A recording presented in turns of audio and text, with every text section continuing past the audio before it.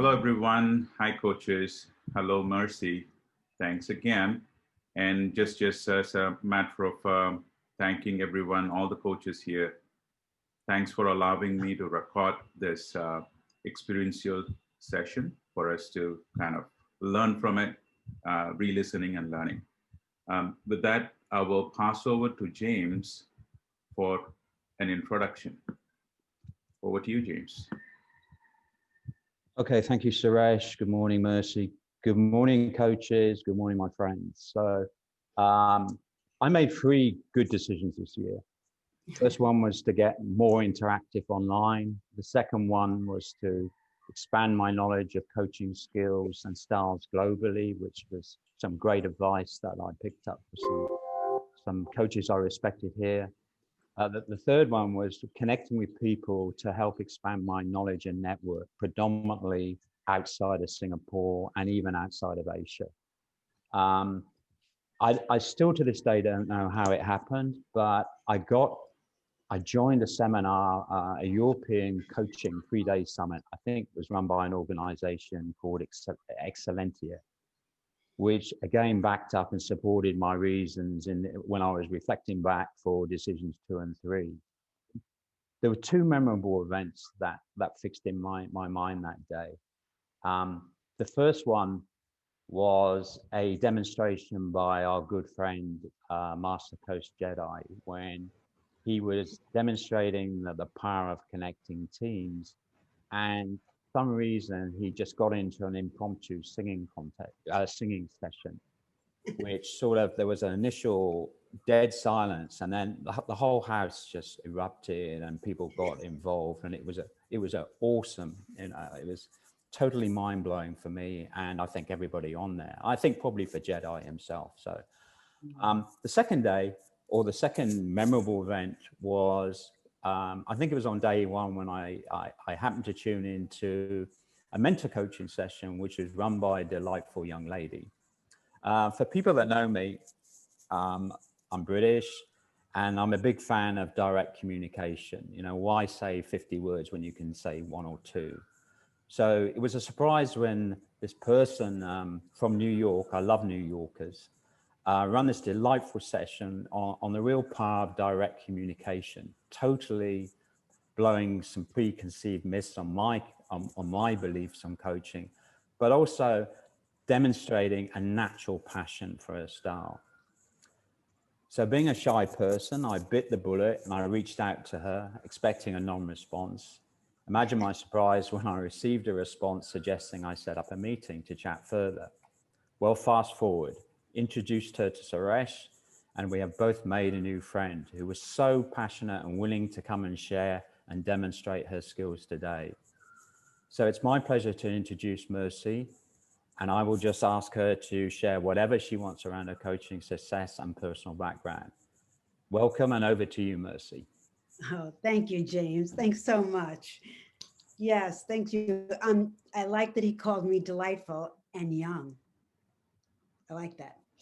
So, wow, it's been a crazy year. And when I got that invitation, I thought to myself, I'm not traveling this year. You know, I usually travel a big trip every year, and Singapore was on the list.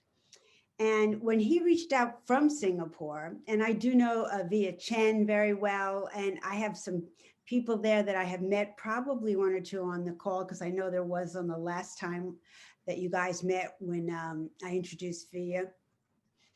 And I thought to myself, well, this is a sign, you know, that I should reach out to this person from Singapore. And here we are. So who am I and what am I doing here is probably a question you want answered. I left a highly stressful job in politics. I was what you call a political fixer. When someone got in trouble, a candidate found themselves in deep water, I was called in to make the situation go away. So my biggest challenge, of course, after I figured out that I couldn't live in integrity and continue to do that job, I didn't know what I was going to do. And I found, through some crazy way, I found coaching. And I experienced it in so many different styles. I went to International Coach Academy. I trained there. I was director of training there. I trained in a couple of other programs. And I started to notice what made coaching different, even though someone's style might be the same. I mean, similar or different. You may come from different cultures, different parts of the world, different training institutes. But what transcended all of that?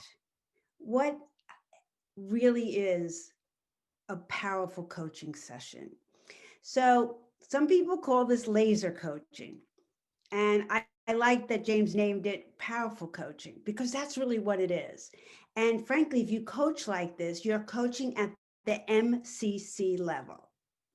And I'm a proponent of, when someone comes to coaching and they have no coaching skills or very little, because we all have coaching skills when we come here, I thought, why don't we teach them at this level?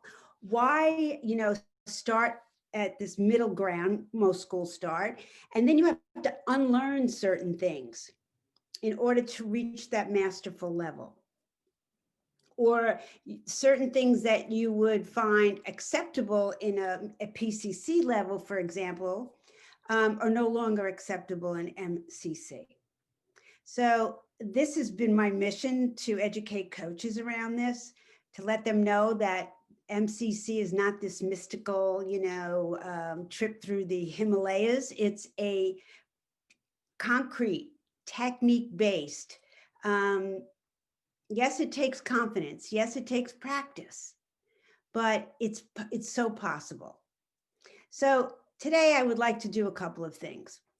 I kind of took everything I learned about this, and some of it comes from a book called The Heart of Laser Focused Coaching. And I'm sure James can send that around to you guys, or Suresh. And the other person who I've read on is Dr. Marsha Reynolds, who just recently published Coach the Person, Not the Problem. And I started to learn that my fixer, I'm very strategic. I like to solve problems, needed to take a back seat.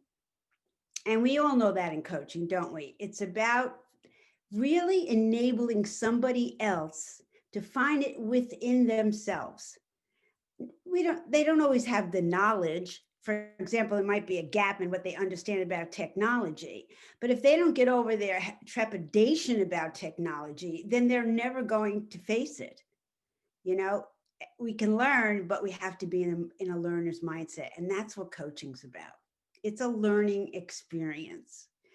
So today we're going to take a look at these hard skills. We're going to demonstrate them. We're going to give you a chance to use them. And the first one, I'm just going to put the slides on, and I do this because basically it helps me not spin off into circles, but to make sure you get the key points. All right. And again, I've shared this, and we can get it to you as well, the slides. So let me start with, all right. So I've tried to put this in 7 steps, and I have to share my screen. So let me get to do that. And I don't know why I can't find the shared screen. Here it is. Okay. All right. There we go. There we go. I guess when you make the slide big, it doesn't like to do that and share the screen. Okay. So I kind of put it into 7 steps. And again, it's not a model, it's not prescriptive. You're not going to go down and check the box on a session. But these are the ones that I think elevate coaching to a powerful, impactful session. And it's really about getting to the heart of the matter. And that requires risk. It means we have to take a risk and to be wrong. And this is the glorious part of coaching to me. Is you don't have to be right. You just have to be right there, right with your client. So if the client says, no, it's not really like that, it's more like this, you see how the conversation is still moving forward. And I'm sure you use some of these already. So my enthusiasm for them is not to say that you aren't using them, but use more of them if you're doing it. It's not about speed coaching. It's about after you've coached for some time, what'll happen to you is in the very first thing a person says, all right, when they come to that call and you ask them, what do you want to focus on today? Or what are your goals for our session today? When you listen to them, you will hear the idea, the perspective, or the belief that's getting in the way. Right from the first thing they said. So that's the first thing we're going to play with. So let me get to that part of the slides, and then I'll come back off. All right. So again, like I said, I have to attribute it to all these fabulous coaches that came along with me on this journey, and so I want to give them their due acknowledgement. And let's see, we want to move this slide forward. Here we go. Okay. So longer is not better. This is the first mindset that coaches tend to get into. I charge by the hour. Well, what if you've, blown the socks off of somebody in 25 minutes? The rest of the session will generally lose energy. And I'm talking 25 to 30 minutes, and you've established goals. You've, checked back in on the agreement. You've designed actions, accountability. You've done all of that, and it's 30 minutes. So I find that we elongate it because we feel that we have to. If you think you're doing 30-minute sessions, then book 30-minute sessions instead of 1 hour. If you're working for a company or a firm, I find that they still, the two firms that I work with, generally they have 1 hour coaching. So what I do with that is I'll ask people to bring two topics. If we get to the second one, great. If not, we are ready to maximize your time and our time together. So don't equate the amount of time you coach as the only way to establish your value.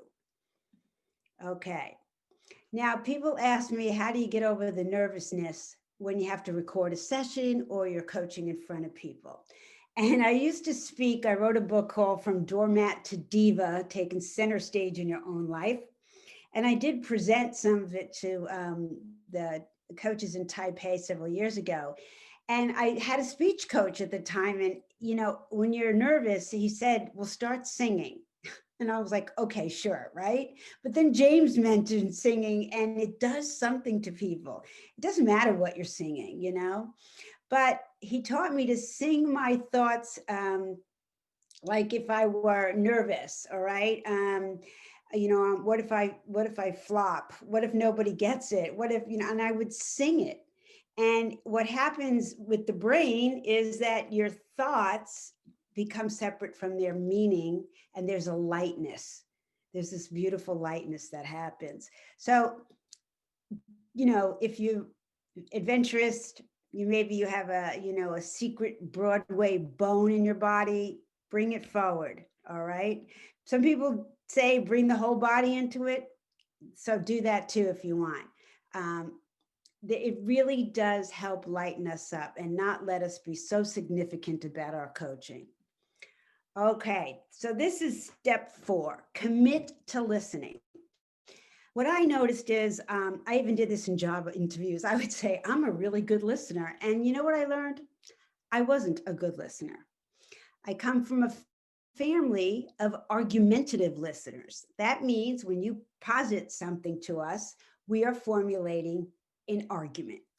And that's kind of the way we communicate. And what I noticed in coaching is part of that is actually very helpful. But in its entirety, you have to do something else. You have to make room, all right?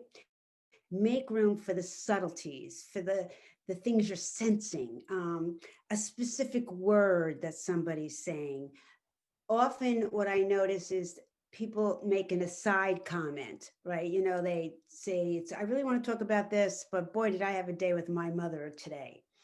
And then the coach steps right over the mother comment, when that may be the very heart of what's going on and needs to be addressed.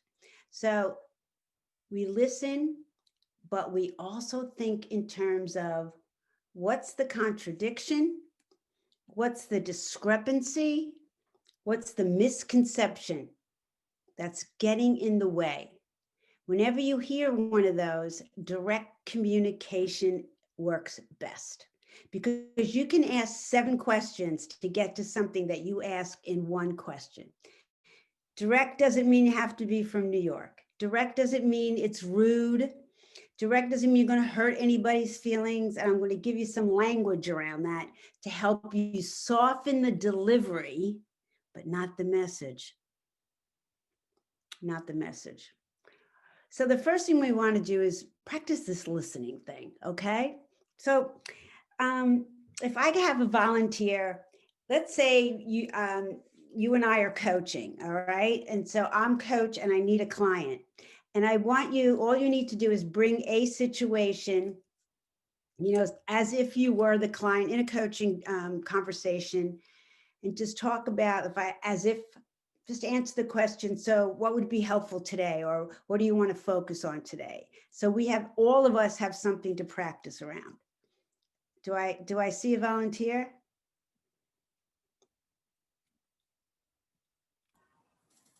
A volunteer gets a copy of this book. Come on. You better hurry up because I'm going. Suresh put his hand.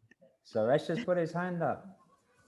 Because I waited for a minute or so. Yeah. Nobody was putting it. Dial, go on, Dial. Dale's gonna go? Yeah. All right. Hi. Let me get warmed up. All right. So I'm the coach and I welcome Dal and I say, so what would be helpful for you today in our session? Okay, I have a situation where I'm coaching an executive, have difficulty breaking through this person, right? He's got a mind of his own. What I see is that he has got strong beliefs in his past actions. And he's saying that, yeah, I've got to change, I've got to do something. But every time we discuss something, it's like, no, I do this. And when I bring up something else, he does something else, right? He says, oh, I do something else. So there's nothing that I could see as a breakthrough. And being sponsored by the organization, I have a challenge because willingness is also not there, right? So kind of like in a dilemma there.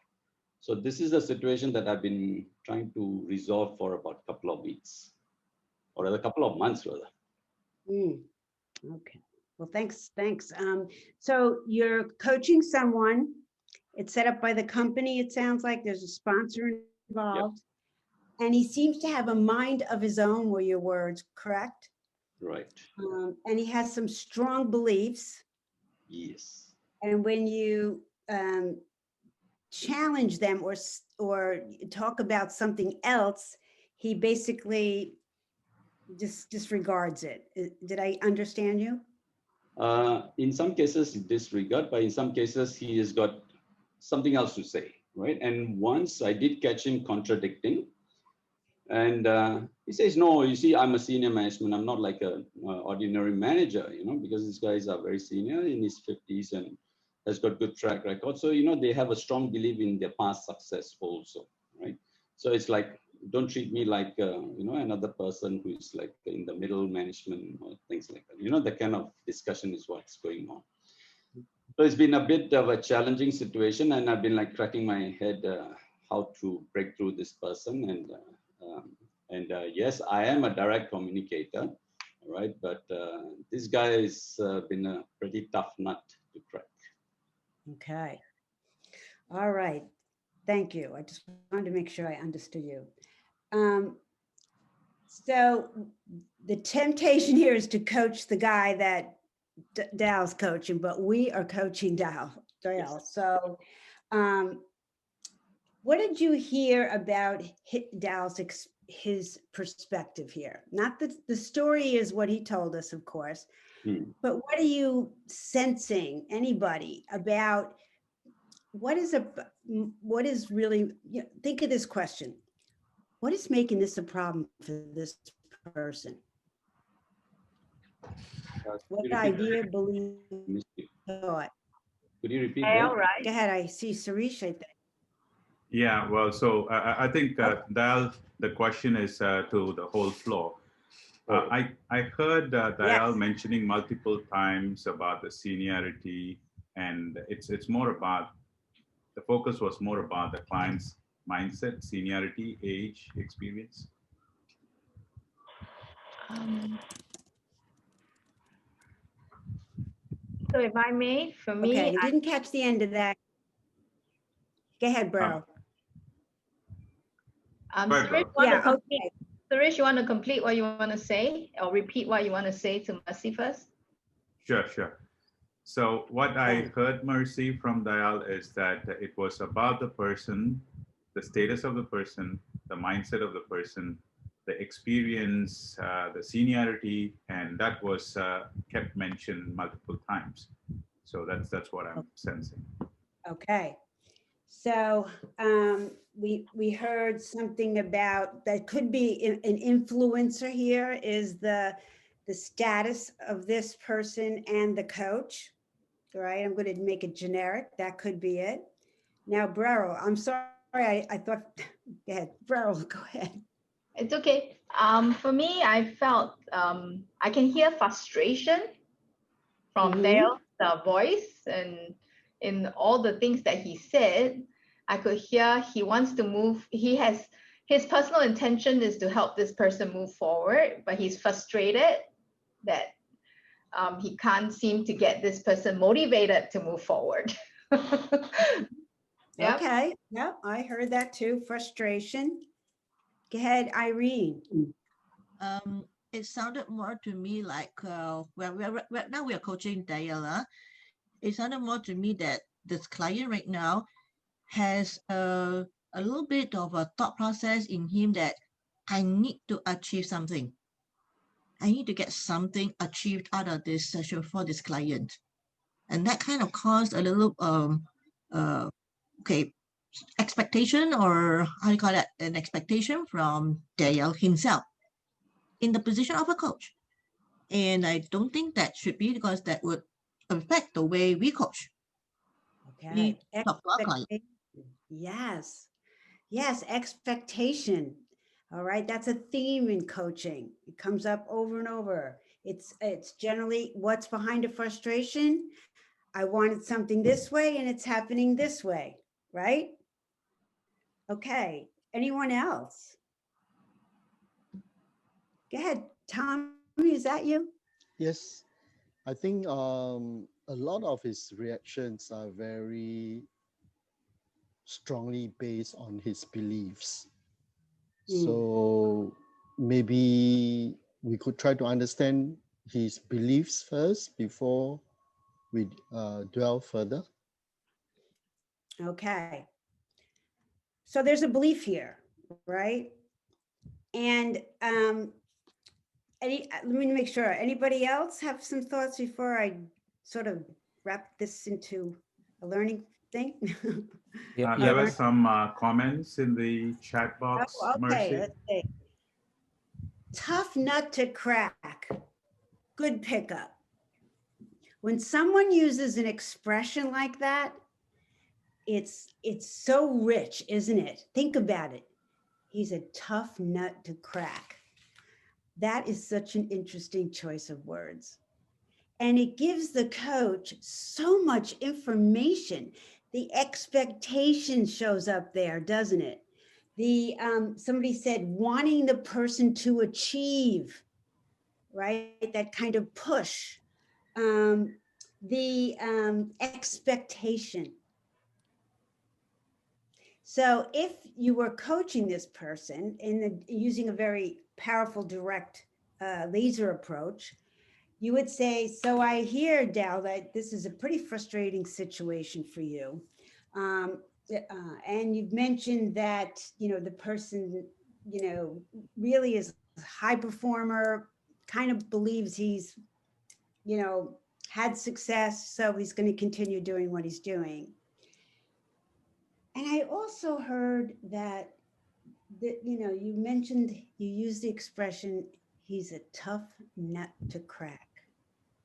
So what else should I know about that? All right. Or you could say, you reflect, ask a question. All right.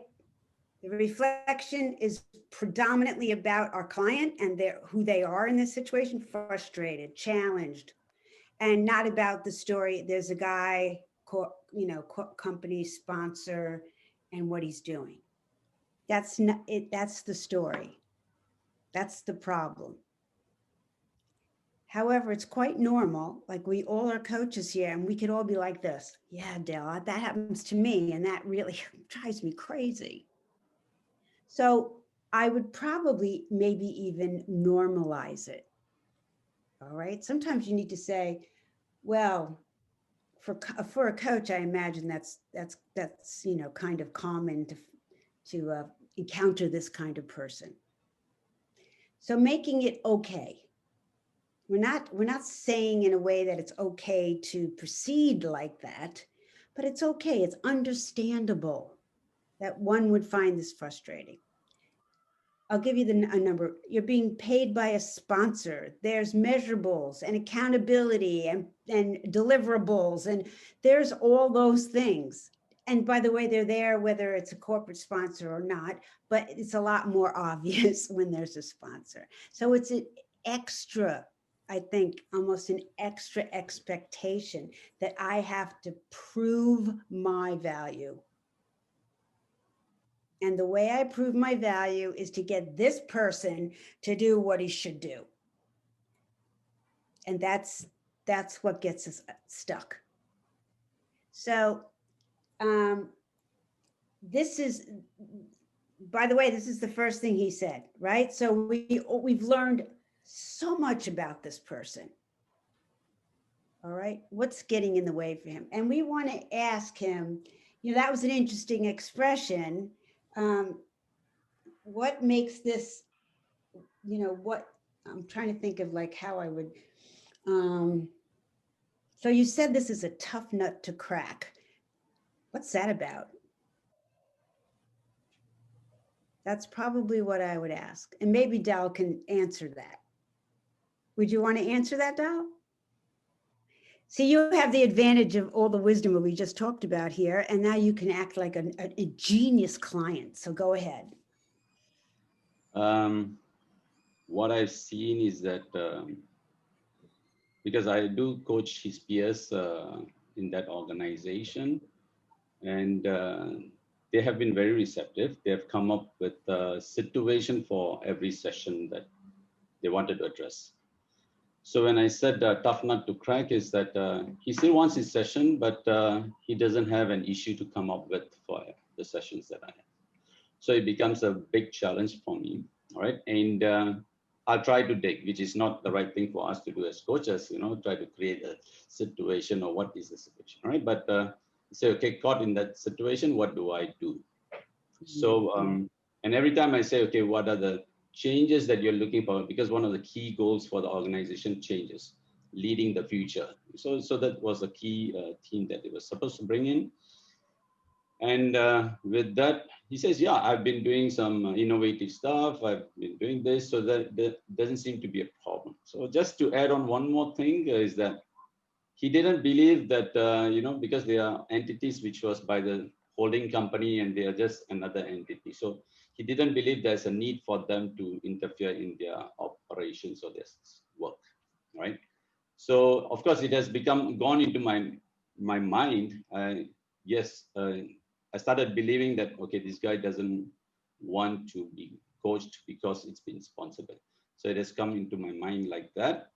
So it's like, okay, still I have a certain number of sessions to fulfill, right? And maybe I'll just say what I did the last time around. I said, if you have any issues for the next session, then we will have the discussion. I'm not going to fix a date right now. So because the coaching wasn't going anywhere, right? So I kind of was also at the stage where, is he coachable? Yes. Is he coachable? And I might ask that. I might say, so what has you thinking he's coachable? Right? Because they assigned you this person, And I'm assuming this person had to know what the goals of the coaching were. Otherwise, you can't have an agreement. And what I find really interesting, and I'm going to try to say this like a coach. So I hear that you're like somewhat questioning whether he's coachable. And I'm also hearing something else. You said the goal was to lead into the future, lead the future. And he seems to rely on all his past successes. So I'm wondering what would happen if you brought that forward to him? Or what do you think about bringing that forward to him? Yes, I was thinking of phrasing a question that would just bring that, but I couldn't until today figure out how to be direct. But based on your message, get the message, but you still do it with soft delivery. Yeah. That was a little bit of a challenge for me, which I couldn't craft a question in such a manner that I could get him to see Yeah. it. Yeah. And yeah. yeah, that's a great observation. And there's a metaphor here. To me, there's a metaphor for everything. And what I noticed is, because I coach internationally, I taught in an international school, that even if I don't understand the language, you may have a common metaphor that people use in another language, but if you translate it into English, it probably still makes sense. So here, if I were to think about doll, so it seems like he sees the elephant in the road, and instead of getting out and, talking to this elephant to move him, he's just sitting in the car, waiting for the elephant to move. So how do you use a metaphor? Just like that. I would probably take the word you out. I would say, so this sounds like someone who's, driving, and there's this big elephant in the road, and they see it and they can name it, but they're stuck in the car. They haven't thought about a way to bring the elephant out of the road. What do you think? See how that kind of envisioning, my favorite of all-time metaphor is when someone is trying to change a situation or a person that's not possible. So I had a prospective client this week. She works for a high-tech industry. It's a very male-dominated culture, and she's been overlooked for some position, and now she, wants to be coached. She has been coached before. And she started giving all sort of like the topic was all the injustices, like I was looked over, I'm not part of the male club, all these, reasons why, frankly, as a coach, here's my thought. What are you doing there? I didn't say that to her, but every judgment you have in your head is a curiosity. Just take the sharpness out of it. It's like, okay, so what's keeping her there? So I said, now you got to remember, I know this woman maybe 10 minutes. And I said to her, this sounds like someone who goes to the hardware store for milk. What do you think? It's not there. It's like, I also like, it sounds like someone trying to get orange juice out of an apple. And it's not my opinion. I'm putting it forward because I want them to think, just to think differently. All right. I don't need them to say, you're right. I want them to say, okay, so what does have me doing this? And we talked a little bit further. And basically, if she leaves the company, and she has been recruited by major companies, internationals. And there's a sense that if she leaves, they won and I lost. And that's the mindset that's keeping her there. So if I just, search every shelf in that hardware store, I'm going to get milk. Even if I have to squeeze it out of a piece of lumber, I'm getting milk, right? So that's what we got down to. Now I'm one of 3 coaches that she was talking to. So we'll see if, that was a great job or not. But I think it was helpful, even if she goes with someone else. And she might, I don't have the tech background, and you know how that is. Sometimes they want to have a similar experience. That really has nothing to do with coaching, but so that's all of that we got from 2 responses of our client. All right. And even, okay, maybe 3 because we all contributed. So now I don't know how much, maybe that's 10 minutes, maybe that's 12 minutes or 15 minutes. Now, this is when I start the agreement, not before. The topic is not the agenda, right? You've heard that before, probably. So now he's told me a lot about it. We understand it. I understand his mindset. He's getting a little more clear on what is the pressure here. So now is when I would say, so what would be most helpful to you at this point in our coaching? Let's ask our client. So client, what would be most helpful? What do you need from the coaching at this point?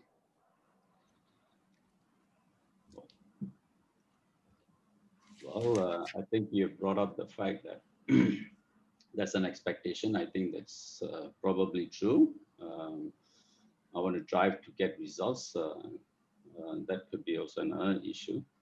But I think very clearly what you all have brought up is that maybe it's a mindset that I have to address here. I probably got to be a bit more open. I think that's where I may want to be coached on. Be more open with this client? Be more open. Yes, I would say yes, that's right. Yeah, I probably need to be more open and probably be direct, but direct in the way you have mentioned, soft, but get the message across. That's a key thing. I think that's one of the key things, right? I should also not influence my thoughts into that coaching session. That's one of the key things that I think that could have been my challenge there. Mm-hmm. What else would be helpful? I think I also did some comparisons with some of his peers. So I think that's another thing. I didn't see him as an individual, but I think I also have weighed why is it that his other peers seem to be okay, but he's not okay. I think that also came into the way. Right? So I think I probably have to look at, okay, how do I keep that out of the my coaching sessions, right? And just focus on him as an individual. Okay. All right. So comments, observations, what are you noticing? Perhaps you have a yeah, but, yeah, but that, yes, you have some question around, could something else have worked? How would you approach it? Any thoughts? Just maybe your observations of what you just witnessed. Merci, I've got a thought there, and this is a very interesting flow. I can see that Dale's, suddenly shifted from the situation to the individual. So in this case, would you say that the challenge, I'm not sure if I'm trying to reflect what I've heard, but in this particular situation, Dale was focusing on the situation and maybe not the individual. So the power of change here is that we're encouraging Dale to focus, I guess, on himself as well. Yes. Because there's a limit. He's created a limiting belief that, I mean, we all know Dale's a super coach, right? But all of a sudden, it's like a top center forward is suddenly he's missing the goal. Yeah. I'm talking about soccer, right? He's known to score X number of goals every game, but for once they go through this dry spell, and maybe there's he's been very successful with 4 out of 5 or how many, but suddenly this one goal is moving. Using Yes. analogy, the goal is moving, and Dale feels that he's not scoring, which is starting to create a limiting belief that maybe this one is, goes back to this tough nut to crack. Yes. So I would ask, which nut which nut are we trying to crack here? Yeah. Are we trying to crack Dale's or we're trying to, the tough nut to crack is exactly like you said. It's Dale's way of seeing it. Yes. Right? It's it's very tempting. This is tough when you're coaching coaches, because sometimes you just want to get in there. Okay, here's what you need to do. But what we're noticing is expectations. It's a theme in coaching. This has been very, I've done this very well. I'm, not often up against somebody like this. So what happens is I'm going to start to push. I'm going to start to put my energy in making it happen. And we know that, that's not, good coaching, but because it gets in the way. Not because, there's a coaching police and you're going to get locked up. It's because it gets in the way of the results. Right. So yes, there's a belief here. And you all of that, if you knew your client really well, I would bring that up. I was like, it sounds like, you missed that field goal, and your percentage is 98% and you're focusing on this 2%. What's that about? Right. But I guess the follow-on question for me is, when Dale said it's a tough nut to crack, the tough nut, again, it's a difficult way to describe this, but the tough nut is him. He's created this tough nut. The individual opposite the table is nothing to do with it, right? That's right. Situation. That's his perspective of this client. Yeah. So, it's his perspective, and the client is the trigger or the catalyst. Yes, right. Does that make sense? Yeah. Yeah. So the flow of the coaching, I don't want to go too far ahead, but what we're trying to do now would be Daya's trying to crack the tough nut in his mind, regardless of he's created this tough nut. Right. So I think that, and you can say that, you could find a way to coach, like say, so it sounds like the tough nut here is, the expectation or the idea that this person might be uncoachable or whatever. But when he said, when I asked him, what do you need from the coaching? He said to be more open. All right. Now I said, open with your client or open with and he said both. Okay. So he's talking though, initially about being more open. So he mentioned, the comparison, treat this person like an individual. And then I asked something and he said something, but I didn't write that down. But then I asked, what else? Oh, I love the 2-word questions. What else? So what? Sometimes I'll just say to the client, well, what if I just said, so what? Like somebody's being very significant about something.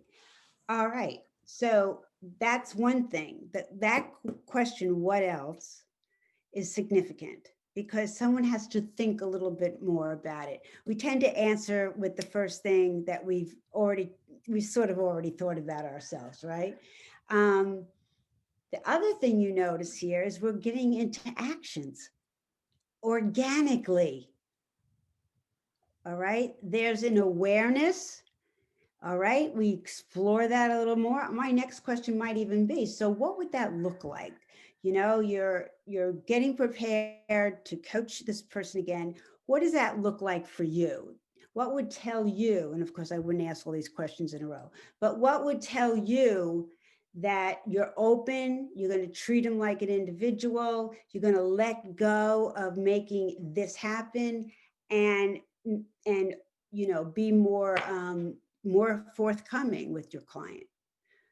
What is, how will you know? That's the question. How will you know you have achieved this? What would it look like? What would it sound like? What would be different? Any of those questions?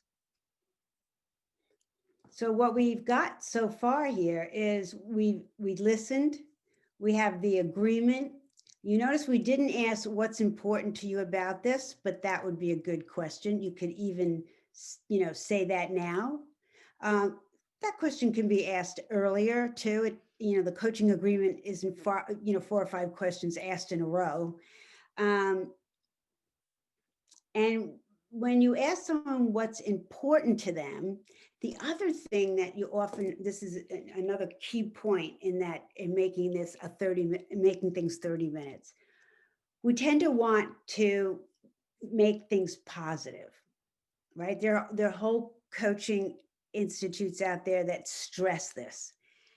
However, the most research, quite a bit of research says that people more often move away from pain than they move toward pleasure. So what does that mean? This is the psychology of marketing, of sales. What's the pain point? When someone comes to you as a coach, there's something that is in their way and it's causing them some disharmony, discomfort, or pain and suffering. And so to remind our clients of that, you amplify it. You don't shy away from it, you amplify it. So if I said to Dale, what's it costing you to have this frustration? And let's just do that, since he's such a willing candidate. Is that okay with you, Dale? Okay, so all right. Just before I continue on that, I just want to just share one learning that I got during my ICA days. I think it was Katrina, right?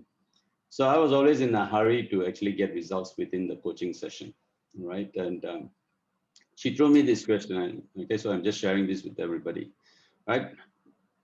Is the client on time constraint or are you on time constraint?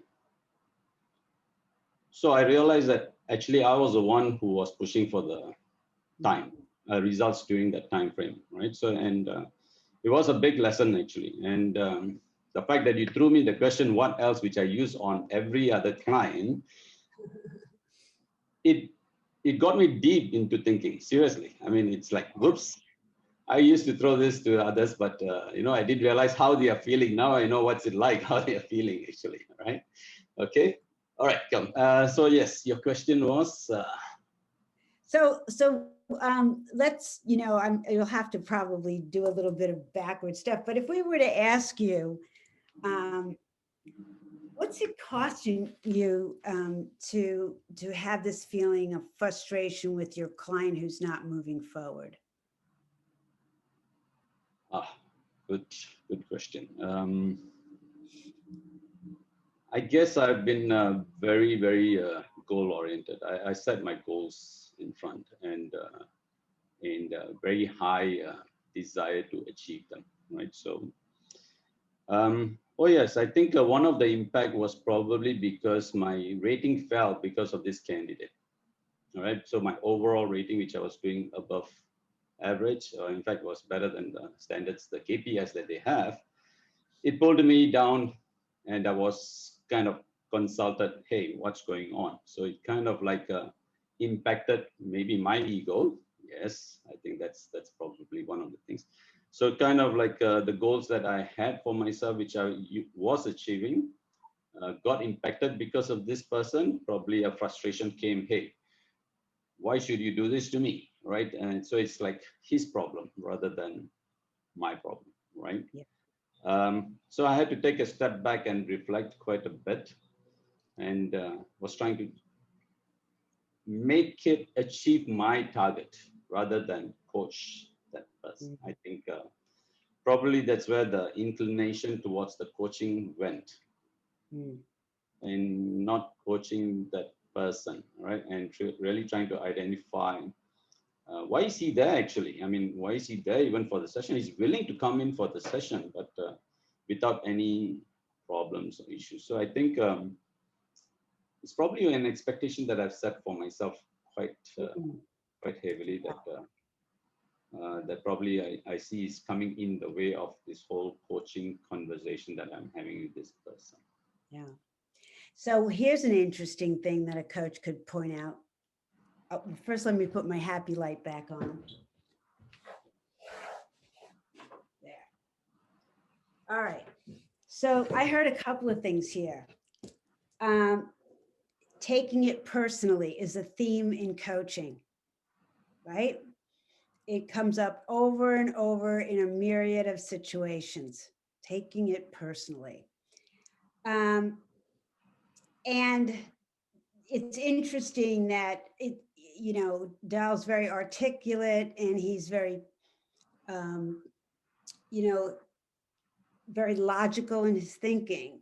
But when we take something personally, it's as if we're saying that has as much impact as anything I've ever done right or do well. It's, the logic, a very rational would be, well, this is one person who, pretty challenging. I'm up to the challenge and I'll see what I can do about it. And he probably started there, but when it didn't, happen, then it's like ego. This is, I'm making it about me, but I'm making it about you is life. That's what people are. You need an ego. But making it about you disregards so much of the other truth, which is you're still a good coach, right? And the more accomplished I am and the more goal-oriented I am, honestly, the harder it's going to be for me when something doesn't go well. Yet, this is the other thing. Another thing in coaching, faulty strategies. They're strategies that we think should work, but don't. Or perhaps worked at one time and they don't now. So the faulty strategy here is if I push the client, then I'll get results. However, what's showing up that's not it. So as a coach, I could also point that out. I can say, it sounds like you have a strategy that's not quite working. In fact, it's producing the very opposite of what you think it should. What do you think? You can say a lot of things to a client and then just end it with a question. It makes you remember it's up to them, but it also takes any of the edge out of it. Yeah. Now, I wanted to address something else here about, rushing to complete a session. When you do coaching like this, you're not on a clock. It just will naturally and organically get you there in 30 minutes. You never look at a watch. That's what is so valuable about this way of coaching. There's lots of value to it, of course. One is, we all want the most impactful response from our clients. Right? Why are we doing this? What's in it for us? It's because we're rewarded every time someone has an awareness, a new way of doing something. Is there anything more powerful than bringing that out in a person? I don't think there is. Right? It's near, it's as close to me, it's as close to a mini God, it's like, wow, all I have to do is this, and this person rises up and has more potential. I'm a creator, it's just, that's the high of it. That's the reward. So sit back and just let it happen more is what this is suggesting.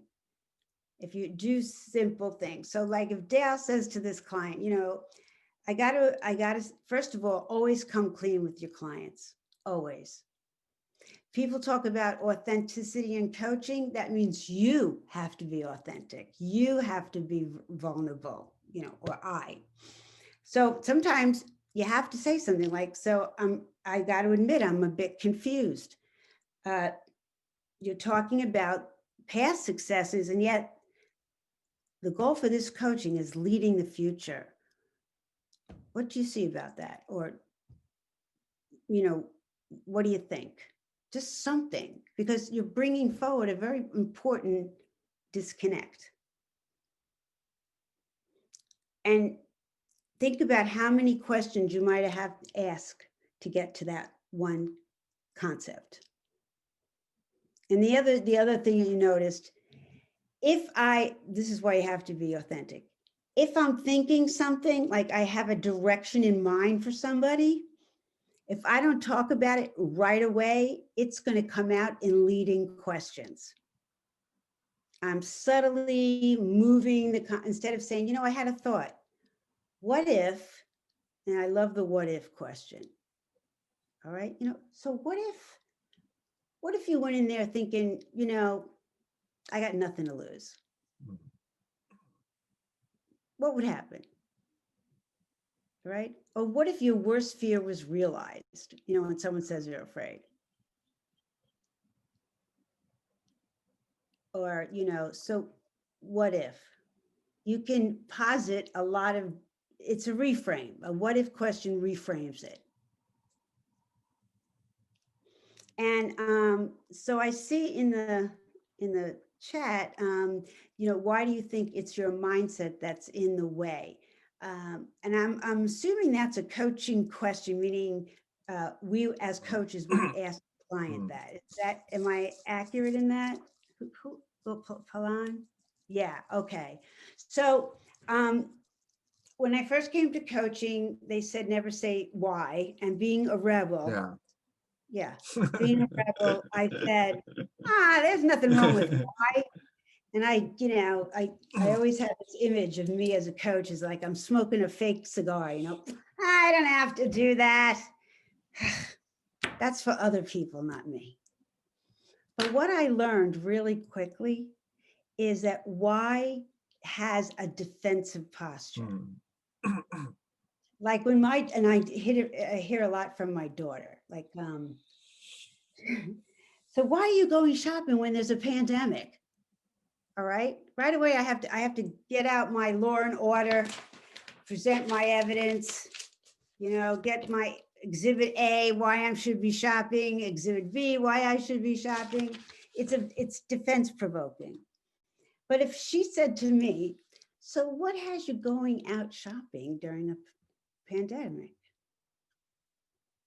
There's no why in there. There's no defensive. It almost invites you to say, well, I'm bored, or it's not so bad, whatever your reasoning is.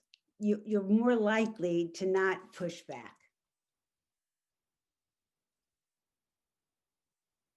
So that question of, I would say, what role is your mindset playing in this situation? All right.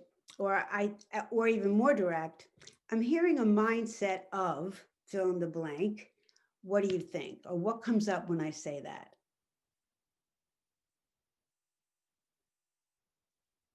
Anybody else? Observations, noticing, questions?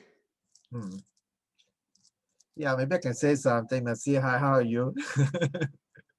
Hi, Stephen. Yeah, it's been a while since I see this. Yeah. Well, I mean, just want to say something. The senior executive, because I was a senior executive, all have very high egos, and especially when you say that management will find your coach. First thing come to our mind is what's wrong. What's wrong? Why do I need a coach? I'm leading hundreds of thousands of people. I should be coaching. So the mind frame of all senior executives is like that, and therefore I learned through my personal experience, and that how one person bring out of me one in a conversation, and I say I don't really know why I need a coach in my days. I think my chairman said I need a coach, and I don't have issue. And this wonderful professional executive coach saying, "It's great, Stephen. I'm good to hear that you got no issue. Awesome. You're doing great. I'm quite sure you're doing great." Then he turned around. He said that, "Stephen, can you tell me what makes you so successful?" Wow! Suddenly my ego changed. Yeah. Wow! What makes you so successful? I said, "Well, I've done this and that." Then he listened and then started. And then said, "That's great. Stephen, what do you think you can do more to be even better than where you are right now? Then I started saying, that's a good question, Jessica John. And it was through that I started to enjoy a breakthrough conversation. And I learned that working with executive coach, especially very senior, is to really allow that ego to Yes. to play out. And Yes. if you, and that's where the connection, the moment you ask them, wow, what is the coaching agenda today? You know, anything that you should, straight away, I know it will kill off. They'll be very defensive. But if you were able to address it, well, if they have an issue, that's great. You just work on the issue. If there's no issue, perhaps say that, to me, I love from my experience, is that say, Stephen, you know, we have about an hour or half an hour. Tell me, you know, what makes you so successful today in your Yeah. organization? It's a great Wow. question. And it's I don't know, acknowledged. that you may consider. Yeah. Oh, I love that. And I think you know, that's a strategy that works in coaching. The other thing I noticed too, and you're probably noticing this, that that what got them there is not going to keep them there, or what got them there is not going to get them to the next step. So they have you know, if they had a certain approach and then they want to get somewhere else and that approach isn't working, or they need a different. So also, you know, moving people from good to great, right? To an ordinary leader to an extraordinary leader. Yeah. You know, I also find for those kinds of people, Stephen, I might ask them, so what do you want your legacy to be? That's good one. That's another one. Yeah, what's legacy? Yeah. And then you bring the ego out of the. Yes. Yeah, because, you know, this is what got them there, is they have a strong ego, right? I mean, I worked for political candidates, and talk about ego, but you can't do that job unless your ego is like Teflon coated. It's just a tough job. So I liked what you said. And the other one other experience too, I coach a couple of people at that really high level, and some of them are you know, startups and whatever. But what I notice is with those particular clients, they talk a lot in the beginning. All right. And it's because you're the, you know, you're the only objective person. You're not going to yes them, you know, all the way through. You're not going to, you know, placate them. They just want to be heard by somebody who has no dog in the fight, as they say. So I do that. And I have one person, he talks for the majority of almost an hour. And he's in financial services of some sort. Don't even ask me. And he was talking about, here's the situation. He was talking about the fact that he had come pitched to somebody at this level. That person said, you know, kind of let it lag. They never got back and whatever. So he decided to go around the corner and pitch to someone in this guy's consulting firm, because he felt, you know, that it was okay because this guy hadn't responded. And now this guy is somewhat upset with him. So this is the conversation. Now I had to hear all the ins and outs, all the rationale to why he did this. And then he sort of stopped talking finally. And this happens with this client all the time. I've got to get a really big concept in a very short period of time. So I said, well, because he kind of said, should I apologize or should I go back to this guy? But he really didn't want to. You could hear it in his voice. So I said, it sounds like you want to punish this guy for not responding to you in the first place. What do you think? And that was what it was about. He didn't want to, you know, do anything different because he felt like, you know, you should have responded to me in the first place. So, and I said, okay, so is punishment going to get you what you want? You might feel good for about 20 minutes, but is it going to get you what you want? So there's lots of different ways. And especially when you're dealing with, a sponsor, I very quickly, and then I want to get back to my slides here and then bring up the last two concepts. I was brought in to coach two VPs, and one was of sales and one was of finance, accounting, something like that. And they were like day and night. The sales guy was like, yeah, I'm talking to people, I'm out and about, networking, how you doing? How about that? And this guy was all business. This is a job. I take it very seriously. And when I talk about budgets and I talk about, vendors and whatever, I expect it to go a certain way, day and night. So the head of the company, it's a Japanese company operating in the States. He wants these two people to get along, to be one. I forgot what their mantra was, like one Sumitomo or something like that. It was like one company, one enterprise. And so I get on the call with the financial guy, and he tells me straightforwardly, I'm not working with that guy. Because the president of the company wanted them to coach each other. And I was going to coach the financial person, and another coach was coaching the salesperson. He goes, I'm not doing it. I've already told the president I don't want to do it. I will be cordial with this person, of course, but I see no reason for us to, have this kind of level of conversation. Honestly, for about 2 minutes, I was like, okay, take it easy. And I was going to leave, And then I thought, okay, so I said, I sense some like anger here. And I'm wondering, what's that about? Well, somewhere along the line, the sales guy betrayed him. And that's what he was hanging on to. So what do you do, right? I can't talk him out of that. I can just say, okay, what is in it for you to do what the president has asked you to do? And he gave me his reasons, and they were more about not doing it than doing it. And so he kind of went into some more reasons why he wasn't going to trust this guy.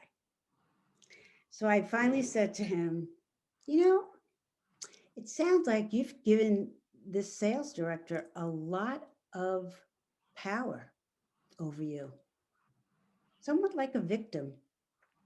What do you think? That was an eye-opener for him. That was a reframe. And all I did was, that's softening the delivery. The word victim is a strong word, especially for someone highly accomplished. But I knew the power of that word. And just because they're at the height of their game, they're in the C-suite, doesn't mean that they don't at times get caught up in blame or believing that they can't, they don't have to do a certain thing, or it's not costing them anything. It was costing him a great deal because the president of the company wanted him to do this. So with corporate clients or organizational clients, there's always a little bit of, exactly, they're human no matter what. And after 3 sessions, by the way, all coaching is life coaching. Because nobody separates their work from their life anymore. Think about it. Now we're working in our houses. So the line is not as clear as it once was. I remember these old TV shows where the dad would come home, he'd put his sweater on, put his slippers on, get his pipe. You didn't even know what he did all day. You didn't even know his job. Not anymore. We're on our phones, we're on the computer, it's just the nature of the world. So we don't, we have to deal with the whole person. And that's the next thing. So let me, anybody have any questions? I'm going to share my screen again and go through a little bit of a synopsis of this, and then on to our final points. Just a quick one, Merci, this is Suresh. I won't take more than 30 seconds. We're all pumped up right now to see whatever else that you have more to share with us. Can't imagine that we have gone through so much in such a short period. What I'm trying to see and connect back, and something that I also heard from Dayal, that I am able to now connect back with whatever has happened in the last probably 30 minutes, is that whole lot of baggage that's been in the way. I remember 2 or 3 weeks back during one of the casual conversations, he did mention, I need to get better at coaching these executives. So now I'm able to connect that. And that was in him. And he now shared about that KPI drop. So everything started pulling himself down. Yeah. Like what James earlier mentioned. We know Dayal for, I know Dayal for 3 years plus, about there, plus minus. We have seen him. And he also reflected one other thing. He's been asking me, he's my coach mentor. He's been asking me, hammering me with what if, what else type of questions. So that's kind of turning the table around now. So that's a huge learning, and I enjoyed it. Thank you, Dayal. Yeah, that's So very you did that interesting. now, yeah? Absolutely. Sorry, didn't get that. Yeah. Did for that. But it was good. Not really. Actually, it was good. Actually, I realized the value of that what else, because it's not on me, actually, right? And how powerful that question is. It's really powerful. I mean, I've been using it, but I know it's effective, but I didn't know how it means in that person when he receives that question. 2 weeks back, somebody asked me that same question. I said, well, I've been doing this. Why the hell I did not think about it? Thank you. Yeah. Thanks. That's good. Yes, yes, I want to thank Dale. He's been great. And you know, it's one of the things that strikes me is it's easier to coach a coach and it's harder to coach a coach at the same time. Because if you can't keep up with me, you know, because I've now coaching myself all over the place, then I lose interest in the coaching. And you have to like sort of remember that, right? Pace ourselves with the client. And, but also as coaches, we are probably, I think almost certainly more self-reflective and aware than even some of the people we coach. So that's interesting, right? All right, let's share my screen again. All right, so we left at step 4. This is step 5. Remember, if you see something, say something. One observation has more impact than several questions, and we saw that. And notice a contradiction, an unrealistic expectation, and simply saying, it seems like, or I'm noticing, whatever it is you're aware of, or a thought that's come into mind.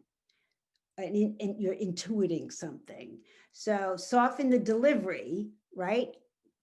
Take out the word you, use metaphors, that helps. And any of these, it seems like, I'm noticing, I'm wondering.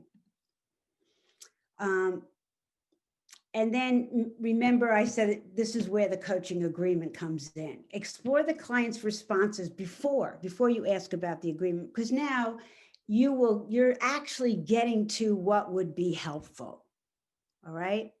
And then you have to recontract along the way. In MCC level coaching, they expect you to check in, you know, like, okay, so where are we with that agreement? Where were you with that goal of, you know, whatever the goal is, managing the client or being more open, because that's really what this person wants from the coaching. And this is a client example, but Dale gave us a great one. This is a great one. Just think about it. You know, this client, Jason, tells you he's got a new job. And after a few months of trying it, he's excited about the work. He also says he's putting a lot of pressure on himself to keep up with those who have worked for this company for several years and fears that he will not succeed if others think he's flailing. Well, this is an example, of course, of expectations. What has you thinking you should be on a par with people who have been with the company years more than you? That's a misconception. I like the question that a coach asks themselves when listening to the client, but never asks the client. And that is, what is making this a problem for this client? What thought, idea, or perspective is blocking or limiting their way forward? And there are common coach themes, and we mentioned quite a few today. Expectation, taking things personally. Boundaries is one of them. What else do we say? I think that was pretty much it, but there are about 25. And if you want to know more about it, well, it's in the book of The Heart of Laser Coaching, but Marion Franklin, who wrote the book, she took them from CBT therapy, and they're called common mental mistakes. All right. You know, why is this a problem? Why are they telling me the things they are telling me? It helps us listen beyond the story. All right. And as I said, the shift is a leverage point. When you see a bit of awareness, it can be even a small awareness.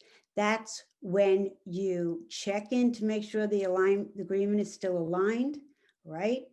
And if the client hasn't already started to come up with actions, this is a great time. So I hear a bit of an awareness. Where do you want to go from here? All right. And the designing actions, the accountability, all of that happens so quickly because the client starts that process. You never have to ask, so what actions? They're going to volunteer them, much as we saw Daryl do. That doesn't mean you don't need some exploration of them, maybe some, what does it look like? How will you know you're there? All those are questions that we like to ask, the measurables.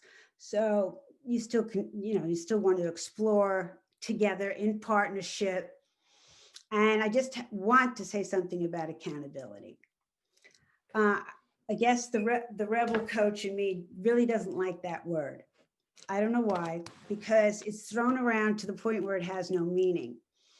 And then we hear things like, how do I hold someone accountable? Can you really hold someone accountable?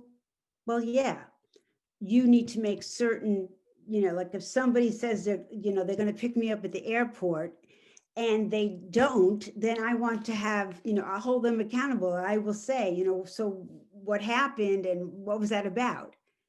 But only a person can make a commitment to be accountable to themselves.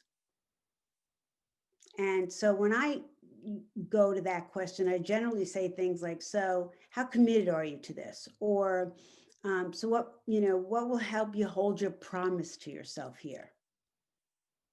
What structures, who, what? And if they say, well, can I email you? I say, sure, but I'm not going to respond. Because this is your promise to something you want. So I'm not going to parent or police. That's tough, again, when there's a sponsor. But part of the accountability structure, and when I work with a sponsor, is there's a brief description of what was talked about in the session, what the goals were, what the progress is. So there's an accountability kind of built in. But if I find that people are having trouble, following through, you got to ask them, what's that about? I love when I say to people, well, you promised you're going to do this. So what got in the way? Right? Rather than putting this on somebody else, including the coach. That's what the agreement is all about. Partnership. All right. All right. Any last questions, comments, feedback? May I? Yeah, Copland, go ahead. I've been told a few times that, you know, when we talk about accountability, not to ask things like, okay, now you say you would commit to a few things as a follow-up from this conversation. What would stop you from making it happen? You know, somehow it came across like you're going into negative territory. So, but there are various, because I'm a rebel myself, coming to coaching.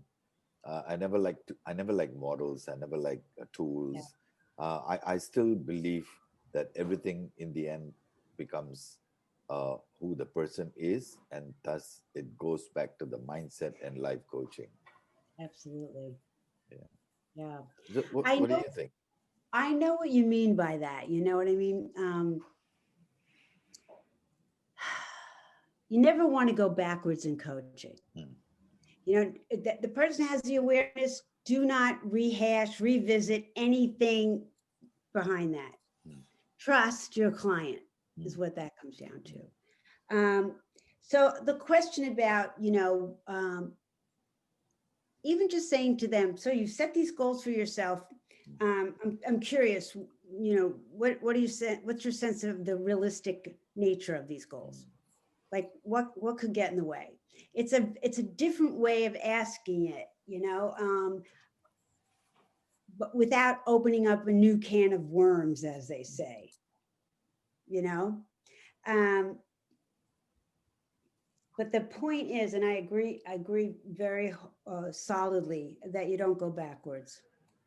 And I have, let's see, I don't know what's this, let me get out of this. I mean, there's a series of questions I put together. It's called Investigating a Lack of Progress. And I put this together for my managers and directors that I coached, because a lot of them had a hard time figuring out how to hold, you know, the language around holding people accountable. So I don't know if I can do this. Let's see.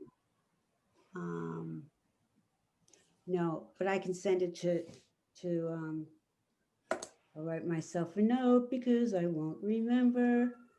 All right. See, if you sing things too, you tend to remember them, right? I could still sing every Beatles song word for word. Don't ask me why. Okay. So thinking about how to ask those accountability questions. You know, it's just like you sound like you're really set on doing this. You know, how realistic is this? Maybe you heard them early on say that they're going on vacation or holiday, or that the company is, you know, has a big retreat for 3 days and they have to prepare for it. I would bring that up. I would say, you know, you said earlier that you have this, you know, this big retreat you're planning, and I'm wondering, you know, what's the relationship between that and these goals? It's just like when a client comes to a session and I never ask them which thing do you want to, if they say to them, well, my family's been here, you know, for 2 weeks and I'm really exhausted taking care of them, and, you know, but I don't want to focus on that today. Let's talk about the new hire.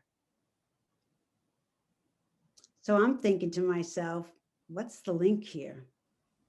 Because there is one. So I say, okay, so I'm just curious, what might be the link between these two situations?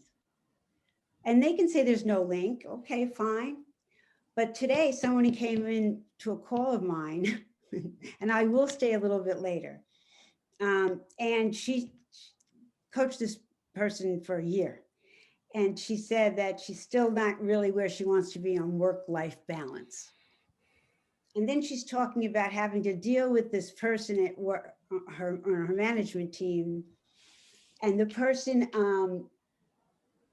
is always, you know, sort of like, I've done the best I can, I've gone beyond, and she's always talking herself up. And meanwhile, my director is saying, no, you're doing what you're supposed to do.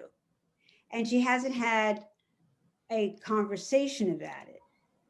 And one of the things she wanted to get out of the coaching was to find new language to communicate with people who aren't as, get it done right now as she is. So I said, what might be the link between not taking time for yourself and the reaction you have to this person? And she said, this person is needy, and that drives me crazy. I said, oh, so when you're needy and have to take a break, what happens? There's always a link. And the more you listen, and like Sreech knows dolls, so you had like history. The more history you have, the easier it is to connect those dots. But if you see them, say something. They can always say no, but it's sometimes it's really eye-opening. Most times, I think. Okay, so I'm looking in the chat. Okay, So, great. Mercy, Anybody Mercy, James, can I just stop you a minute? Yeah, I'm going to suggest that we allow one more question. I'm going to then take it back from you, because Suresh and I have a small surprise for you, and then I'm going to hand it back to you, because I know you have a surprise for everybody that's enjoyed this very Okay. interesting session. Okay, Thank you for stopping me. I could go on all night. No. I think we all can, but in the interest of your time, I know it's 10:30 or 9:30, and it's late. Yeah. Is one more powerful question from the coaches? Oh, come on. I want to hear from someone who hasn't said anything. I'll send you the book. Come on, guys. Wow, I've never seen so many shy coaches. Okay. So does that mean that I get the book? I heard somebody. I thought I heard. No, Raymond someone is coming up. Raymond. Yeah, Mercy, what I do is that you frame some very good questions to ask. But what's the thought process to get that question out? What are the thought process that you framed up that question? Okay, I didn't quite catch the last thing you said. What is the thought process? Thought process. Yeah, that you come up with that question. Yeah, I'm probably one of those people who has a hard time breaking down their thought process. But basically, it's learning these types of questions. But let's say I'm noticing, like, how do you notice those things, right? Like, how do you link those things? It starts with a judgment. I can't say that enough. We think we have to be non-judgmental as a client, as a coach, but what happens to your intuition? What happens to something you're thinking? That's rich. That's what you're being paid for. So if I hear something and it sounds like, a contradiction, or that there's a link, my first thought is, I'm like, sometimes I'll be like, so what has you staying at that job? But I would not say that to someone. Judgment. Okay, so all right, let's turn it into a curiosity. What has you staying at that job? I'm curious. There seems to be a lot of things that are very disappointing. Tone. The linking of things is really, it comes from emotional intelligence and conversational intelligence. And the good news there is you can always improve your EI, whereas you can't improve your IQ. So I think it starts with,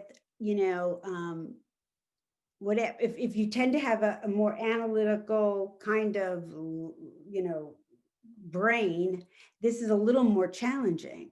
I mean, I coach engineers, so I know that, that's their default, and it's their strength.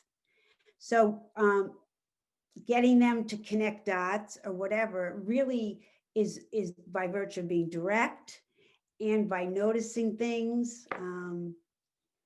But I think, honestly, I'm not just pumping the book. I get no proceeds from this, but Marion, who wrote the book, is a very analytical, linear type person. So she really broke down a lot of these things that I talked to you about today. And it's on Amazon. Let me put the name of it in here. And that way you can always get it on Kindle or something like that. We'll share it, Mercy. Oh, good. All right. Is that helpful? Raymond? Yeah, thanks, Mercy. Okay. Okay, thank you all, guys. So as the coaches here will know, that Suresh and I have become quite competitive between each other, which drives us both on. So because I reached out to Mercy and we've had this great conversation today, and we got when we brought Via on, we brought Mercy on to surprise Via. Unfortunately, we haven't been able to replicate that, but we were wondering whether this would support the session. And I think what Suresh is going to share now is going to support what we've learned over the last 90 minutes. So Suresh, please.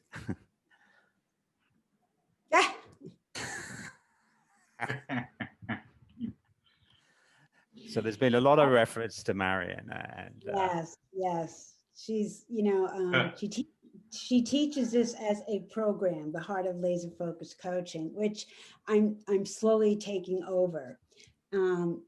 And while we are two very different people, I have learned so much from her, so very much. So we are extremely honored, definitely, Mercy, to have your mentor sending an appreciative, warm message across. And I really thank her. Like what earlier James mentioned, when he pinged you, just kind of expecting, am I going to get a response from Mercy? It was the same feeling for us when we were trying to do that through Marianne. I'll take the honor, James, in reading that out. Yeah. Yes, please. Yeah, obviously. Thank you. So this is a message from Marianne to you, Mercy. It was a pleasure mentoring Mercy because she truly wanted to be a better coach. Each time we worked together, she became a stronger coach. Her thirst for knowledge and understanding made her most enjoyable. She's an ardent advocate of masterful coaching that gets to the heart of matter quickly and effectively. Message from Marianne. Thank you. Thank you. We couldn't, like what James said, we couldn't get her to come in here. That would have been even more wonderful, isn't it? Yeah, she's very busy with the book, has kept her really busy. But this is her legacy, the book, because she's, winding down in her life. So it's just a pleasure to know her. Absolutely. But the good thing is, Mercy, through her, we've got to know you, which has been very enlightening, very important. And you and I have had several conversations. So for me, it's just a reminder. And I'm so happy that you have given your time to us. And I've been noticing there's been a lot of interaction. And I think the silence has been people actually taking on these new nuggets of, if people were being honest, they're going to say, wow, there are some things here that really challenging my understanding of coaching. And I would thank you for that. Yeah. So I know you've got a Christmas present for us, and I would like to personally thank Suresh, as usual, Raymond, for the support, and all the people that have given willingness, their time willingly and participated, Dale for his vulnerability here. And I think he's learned and we've all learned. And I thank you so much, Mercy. I know we're going to have further great conversations. Over to you for your Christmas surprise. So I run mentor groups that work on these concepts. And I run one that's 8 p.m. on a Thursday in New York, which would be 8 a.m. for you guys. I think is it 12 hours or is it 11 hours? I don't know, but I think it's in the morning for you guys. And I want to give you the month of January. That's 3 weeks. I think it comes out to 3 weeks of coaching, participation in my mentor coaching. And they have the link for you to sign up free. You can come to one or all of them. It's my New Year's, surprise. And when we can travel again, I'm going to travel with a vengeance, okay? I got to make up for lost time. And I will be coming to Singapore for sure. So fingers crossed. Thank you so much for having me. And thank you, Dale, for being our client, and Suresh and James for being such lovely hosts. And I hope to come back soon. Maybe we'll replicate a mentor coaching so you have the concepts and then we can play with them more. Okay. So I thank you very much. Really, I can't tell you. It just warms my heart to be here. I think we're going to have a photo. Suresh, you're going to take the. Yeah, I'm going to. And then just on that note, Mercy, we will share to these eligible people who had the flavor of whatever that you have shared this morning, our time. So we will share the link for them to register for those sessions in January. Excellent. Thank you, Mercy. May I request all the coaches to unhide yourself?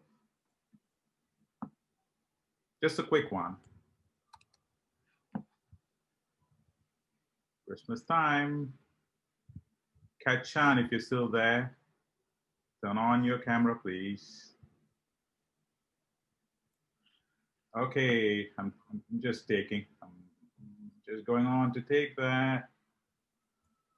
Cheers. Can I take one more? Kachan just came in. Just one more. If you want to make any other funny faces, Merry Christmas. All right. Thank you. Thank you. Thank you. Thank you, everyone. Thank you, Mercy. Thank you. Thank you, Mercy. Thank you, everyone. Talk to you guys soon. Take care. And we are waiting to host you in Singapore soon. Yes, I'll be there. Okay. See you. Bye. Yeah, see you. Okay. Bye. Bye-bye. Bye-bye.